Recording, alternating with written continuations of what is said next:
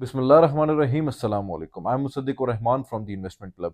8 फरवरी को मैंने ये कहा था 28-20 डॉलर्स पर आउंस पे गोल्ड को फिर से सपोर्ट मिलेगा, और जब सपोर्ट मिला और उसके बाद जब ये ऊपर जाने की कोशिश करेगा तो $2900 पर आउंस को तो विद इन 10-15 डेज क्रॉस कर सकता है। अल्हम्दुलिल्लाह, अल्लाह ताला के फजलो करम से गोल्ड से रिलेटेड चौथी पेशन गोई हमारी बिल्कुल दुरुस्त गई है। और इस वीडियो में मैं चाहता हूं आप लोग गौर से सुनिएगा, हर वो शख्स जो गोल्ड में इन्वेस्टमेंट करता है, क्योंकि आप लोग के कान लाजमी खड़े हो जाएंगे। बिकॉज जब मैं रिसर्च कर रहा था तो मुझे आइडिया हुआ कि दुनिया में क्या होने वाला है और बहुत जल्द होने वाला है, और कुछ ऐसी चीजें हैं जो अब हमारे आंखों के सामने हैं लेकिन हमें नजर नहीं आ रही। ये वीडियो हर उस शख्स के लिए इंपॉर्टेंट है जो गोल्ड में इन्वेस्टमेंट करता है, जो अपने बेटियों के लिए, बहू के लिए लेना चाह रहा है, या घर के इस्तेमाल के लिए गोल्ड लेना चाह रहा है। सेकेंडली, मेरी कोशिश होगी इस वीडियो में मैं वो बातें बताऊं कि जो भी गोल्ड का इन्वेस्टर है, कल को आप लोग को मेरी ज़रूरत भी ना हो या किसी और थर्ड पर्सन की भी ज़रूरत ना हो, कि आप लोग को आइडिया खुद हो जाए कि कब हमने गोल्ड बेचना है, कब हमने गोल्ड खरीदना है, कब हम मसले में हैं या कब हम सेफ हैं। मजीद वीडियो में बढ़ने से पहले मैं सबसे गुजारिश करता हूँ, काइंडली चैनल को सब्सक्राइब कीजिएगा जिन्होंने नहीं किया, एंड लाइक कीजिएगा। कमेंट में अपने राय ज़रूर दीजिएगा, उससे मेरी भी हेल्प होती है, मेरे देखने वालों की भी हेल्प होती है। 6 to 8 मंथ्स बैक हमें अपॉर्चुनिटी नजर आई कि गोल्ड की मार्केट ऊपर जाने वाली है। तब तकरीबन $2200 पर आउंस, $2300 पर आउंस के अराउंड गोल्ड खड़ा हुआ था। एंड अल्हम्दुलिल्लाह राइट नाउ $2900 पर आउंस को गोल्ड क्रॉस कर चुका है। With in 6 to 8 months, 10 months, $600 पर आउंस जो तो गोल्ड का है, उसमें अल्हम्दुलिल्लाह लोगों को फायदा हुआ, हमारे इन्वेस्टर्स को फायदा हुआ।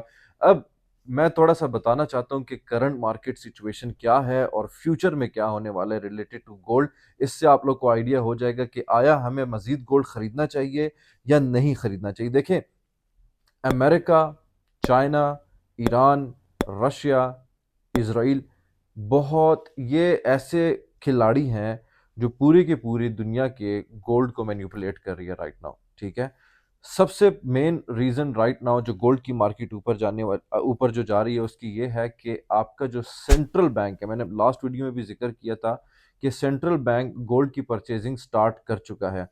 हमने देखा था कि सेंट्रल बैंक गोल्ड बेचता तब है जब पॉलिटिकली इकोनॉमिकल स्टेबिलिटी होती है पूरी दुनिया में, खरीदता तब है जब इंस्टेबिलिटी होती है। बैक इन 1990s आपकी पूरी दुनिया में एक ऐसा वक्त आया था जब हर जगह ऑलमोस्ट खुशहाली थी। पाकिस्तान में थी या नहीं थी, दैट्स अ डिफरेंट टॉपिक, लेकिन पूरी दुनिया में पॉलिटिकल स्टेबिलिटी थी, कोई किसी से लड़ नहीं रहा था, जिसकी बुनियाद पे सेंट्रल बैंक्स के पास जो गोल्ड था वो आहिस्ता आहिस्ता बेचना शुरू कर गई थी। नो डाउट जो गोल्ड है that is the safest investment, लेकिन उनके जो रिटर्न्स होते हैं कंपैरेटिवली बाकी इन्वेस्टमेंट में जिसमें रिस्क ज्यादा इन्वॉल्व होता है, उसमें आपका ग्रोथ गोल्ड में बड़ा स्लो होता है। ये सेंट्रल बैंक को इस चीज़ का एहसास हुआ और उनको पता चला कि अभी पॉलिटिकल अनरेस्ट वैसे भी दुनिया में नहीं है, तो हम जो सेफ इन्वेस्टमेंट है उसको सेल करते गए।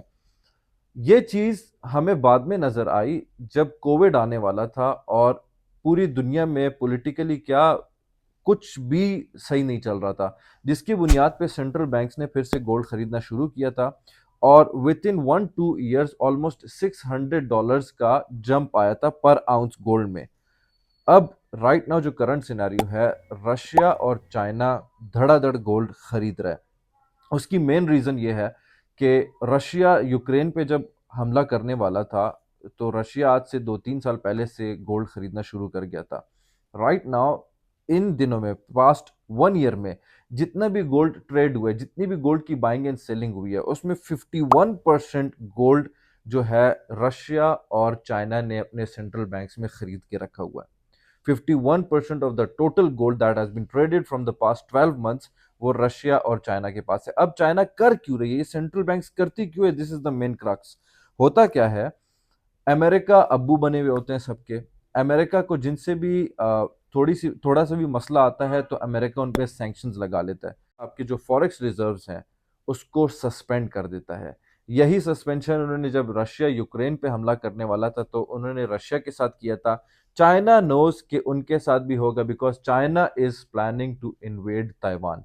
चाइना ने बहुत ओपनली हिंट्स दे चुका है पूरी दुनिया को कि मैं अब ताइवान पे हमला करूंगा and I am gonna take over Taiwan, जिसकी बुनियाद पे चाइना को पता है कि जब मैं ये करूंगा तो अमेरिका का जो सबसे पहला हथियार हमारी तरफ आएगा वो फॉरेक्स रिजर्व की सस्पेंशन होगी। इन्हीं सारी रीजंस की वजह से आपका जो ब्रिक्स फॉर्मेशन है, आपका जो चाइना चाह रहा है, रशिया चाह रहा है कि डी डॉलराइजेशन हो, और एक बहुत बड़ा जो पावर शिफ्ट है वो दुनिया में देखने को मिल रहा है।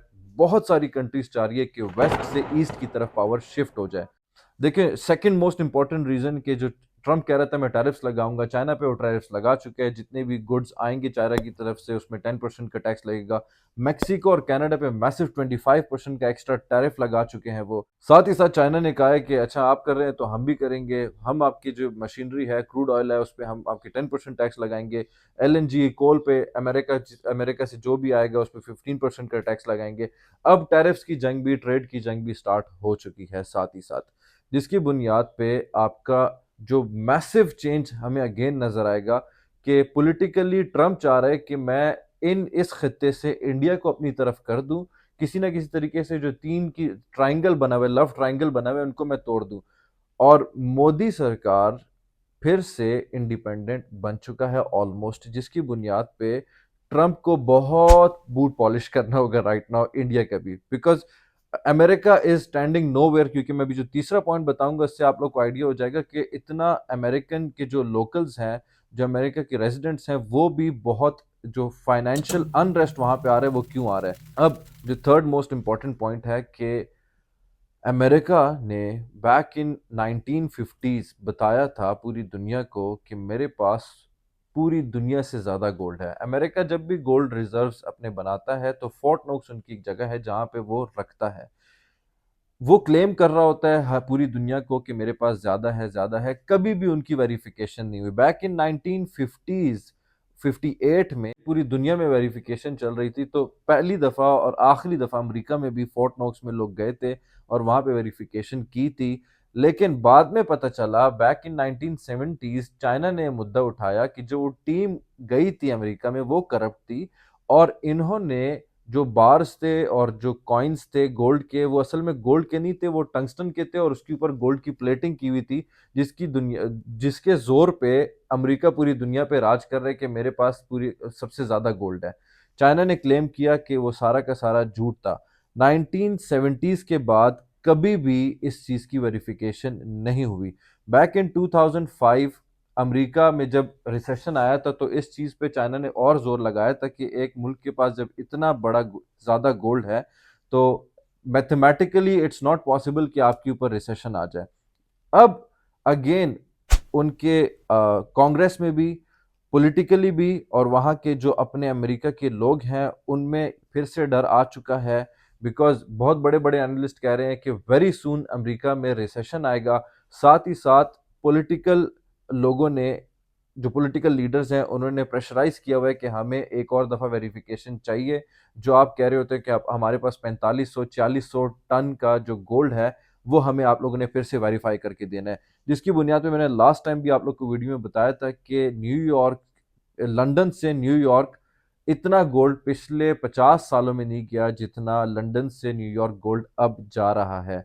तो दे आर स्केर्ड, शायद अगर वेरिफिकेशन करने की फिर से ज़रूरत पड़ जाए तो हमारे पास एटलीस्ट कुछ हो जिसकी बुनियाद पे हम दिखा सकें। सेकेंडली, आज से 50 साल पहले, 60 साल पहले जो गोल्ड जिसको प्योर समझा जाता था वो 90% अगर 24 कैरेट्स का होता था, साथ ही साथ अगर दूसरे दांत मिले हुए होते थे तो वो इस एलॉय को वो कहते थे कि वो ठीक है गोल्ड है। लेकिन राइट नाउ 99.9% 24 कैरेट का गोल्ड होना चाहिए, तब आपकी प्यूरिफिकेशन उस लेवल की होती है जिसमें कंसिडर किया जा सकता है यस आपके पास गोल्ड है।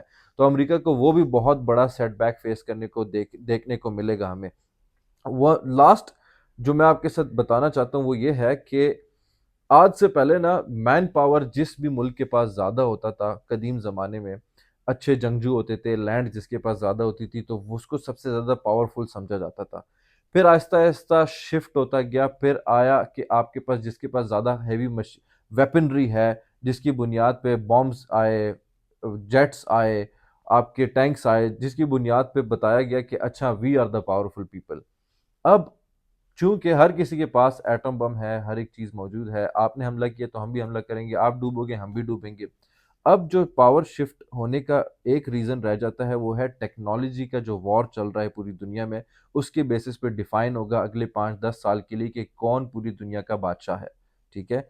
और एक बहुत बड़ा मुंह पे थप्पड़ अमेरिका को अभी लगा है कि जब चाइना ने डीप सीक बनाया, थप्पड़ ये लगा कि चैट जीपीटी जहाँ पे उनका एआई मॉडल है वो 13 टू 14 बिलियन डॉलर्स का बना था।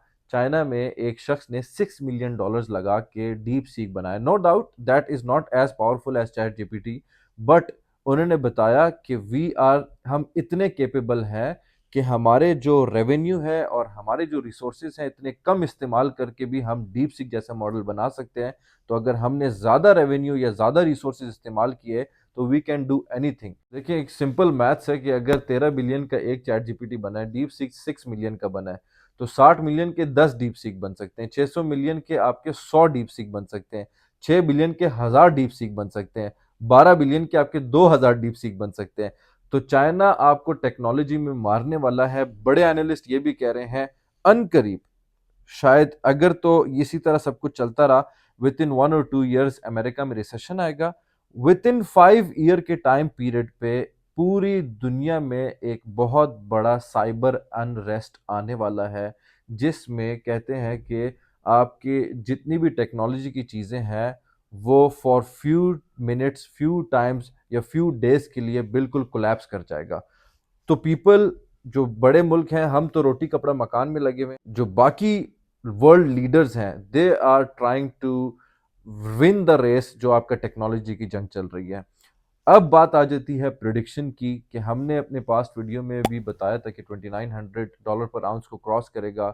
व्हाट आई बिलीव इज कि मेरी रिक्वेस्ट है, ठीक है, छोटा मुंह बड़ी बात, जिनके भी बच्चों की शादी अगले 2 साल 3 साल में आने वाली है, बेशक 5 सालों में आने वाली है, आपके पास जो भी पैसा पड़ा हुआ है उसका एटलीस्ट 20% 30% गोल्ड में लगा लीजिएगा। बिकॉज अगर चीज़ें इसी तरह से चलती रहीं और जो कि हमें नज़र आ रहा है चलेंगी, साथ ही साथ पूरी दुनिया में ट्रम्प बैठ चुका है अब, ठीक है।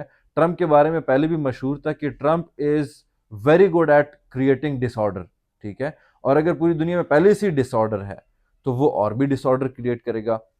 ट्रम्प के बारे में मशहूर था कि उसके एक सलाम करने से, एक गुड मॉर्निंग कहने से स्टॉक मार्केट गिर जाता होता है। अब पूरी दुनिया का गोल्ड ऊपर जा रहा है बिकॉज इनस्टेबिलिटी है। उसने वादे किए थे कि मैं रशिया यूक्रेन वॉर खत्म करूंगा, ठीक है, रशिया यूक्रेन वॉर वो खत्म कर देगा, लेकिन how will he convince China right now, ठीक है। उसने कहा था कि मैं जो फलस्तीन में चल रहा है उसको मैं खत्म करूंगा, लेकिन साथ ही साथ उसने खुद बता दिया कि मैं दादा अबू बनने वाला हूँ, मैं वहां पे जाने वाला हूँ, मैं उसको संभालने वाला हूँ। तो मेरी एडवाइस है कि जिन बच्चों की भी शादी अगले साल 2 साल में आने वाली है, 3 सालों में आने वाली है, बाय गोल्ड। अगर आप इन्वेस्टमेंट करने के लिए देख रहे हैं तो देर इज अ पॉसिबिलिटी अगले 30,000 40,000, एटलीस्ट 30,000 रुपीज का तो पर तोला जंप देखने को हमें मिलेगा with in 6 months. I believe, मैं गलत भी हो सकता हूँ। तो invest in gold slowly and gradually. और शॉर्ट टर्म ट्रेडर्स बहुत अच्छा जानते हैं कि कल रात को $29-36 पर आउंस पे था, आज $29-28 पर आउंस पे है, लेकिन ये बड़ा करीब 2950 को टच करने वाला है। तो other than that, real estate की मैं एक छोटी सी मिसाल दूंगा। मैं उन डीलर्स और उन मार्केटिंग कंपनीज और उन इन्वेस्टर्स के लिए एक पैगाम छोटा सा पेश करना चाहता हूँ कि मैं हमेशा से कहता हूँ कि चूंकि मैं रियल स्टेट से मैं मुंसलिक हूँ, कभी भी गलत जगहों पे इन्वेस्टमेंट ना कीजिएगा। आप सस्ती चीज के पीछे भागते हैं, वो आपके गले का पंदा बन जाता है। एक छोटा सा स्टैट आपके साथ मैं शेयर करना चाहता हूँ कि अभी अभी पास्ट में 2 हफ्ते पहले मुझे एक साहब ने कहा कि मेरे पास 7 लाख रुपए हैं, मैं कौन सी फाइल लूं जिसको मैं शॉर्ट टर्म में ट्रेड कर दूं। मैं कहता हूं क्यों फाइल लें आप, ठीक है, सट्टा क्यों लगाते हैं, ये आपका पैसा है, आपके बच्चों का पैसा है, आप सट्टा ना खेलें, आप गोल्ड खरीद लें, इसमें एटलीस्ट आपको कुछ ना कुछ फायदा हो जाएगा। लालच की तरफ जाएंगे ज्यादा नुकसान होगा। बैक इन 2020 आपका 10 लाख का जिसने ब्लू वर्ल्ड सिटी का जो प्लॉट लिया था, उस वक्त गोल्ड था तकरीबन 90,000 का। दैट मीन्स 10 लाख का आप 11 तोले सोना ले सकते थे 2020 में। आज सोना 3 लाख को क्रॉस कर चुका है। दैट मीन्स अगर आपने गोल्ड में ब्लू वर्ल्ड जैसी जगह पे ना लगाइएगा, अच्छी जगह होती है, अच्छी सोसाइटी होती है, क्रेडिबल सोसाइटी होती है, बिकॉज आई नो कि रियल स्टेट के जो जंप होते हैं वो गोल्ड से कई दर्जा बेहतर होते हैं। सेंट्रल बैंक भी जानता है, मैं खुद भी जानता हूँ, लेकिन ऐसी जगह पे जहां पे आप इन्वेस्टमेंट कर रहे होते हैं उससे बेहतर ये होता है कि आप गोल्ड ले लें, कल के आपके बच्चों का भी फायदा होगा, घर में माशाल्लाह भाभी भी खुश रहेंगी कि सोना पड़ा हुआ है। तो आपने अगर बैक इन 2020 11 तोले सोने लिया होता तो आज तकरीबन वो 33 लाख रुपीस का रिटर्न आपको दे रहे होते हैं। मजीद कोई भी इंफॉर्मेशन चाहिए regarding gold investment, regarding real estate of Islamabad, Indian Lahore, you can always contact me. I am Musaddiq Rahman. जज़ाकल्लाह।